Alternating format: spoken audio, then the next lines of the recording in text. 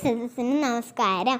ബഹുമാനപ്പെട്ട അധ്യാപകരെ, എൻ്റെ പ്രിയ കൂട്ടുകാരെ, ഇന്ന് ഞാനിവിടെ പറയാൻ പോകുന്നത് അധ്യാപക ദിനത്തെക്കുറിച്ചാണ്. ഗുരു ബ്രഹ്മ ഗുരു വിഷ്ണു ഗുരുദേവോ മഹേശ്വര ഗുരു സാക്ഷാൽ പരബ്രഹ്മ തസ്മൈ ശ്രീ ഗുരുവേ നമഃ ഗുരുവേ നമഃ ഗുരുവേ നമഃ. ഇന്ത്യയുടെ രണ്ടാമത്തെ രാഷ്ട്രപതിയും മികച്ച അധ്യാപകനുമായിരുന്ന ഡോക്ടർ സർവപള്ളി രാധാകൃഷ്ണൻ്റെ ജന്മദിനമായ സെപ്റ്റംബർ 5 നാം ഇന്ത്യയിൽ അധ്യാപക ദിനമായി ആചരിക്കുന്നു.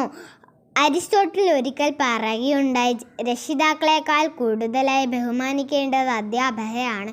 എന്തുകൊണ്ടെന്നാൽ രക്ഷിതാക്കൾ കുട്ടികൾക്ക് ജീവിതം നൽകുന്നു. അധ്യാപകർ നന്നായി ജീവിക്കേണ്ട കലയും. നമ്മുടെ സമൂഹത്തിലെ ഏറ്റവും ബഹുമാന്യരായ അംഗങ്ങൾ അധ്യാപകരാണ്. നമ്മിൽ അറിവിൻ്റെ വെളിച്ചം നിറയ്ക്കുന്ന വിളക്കാണ് അധ്യാപകർ.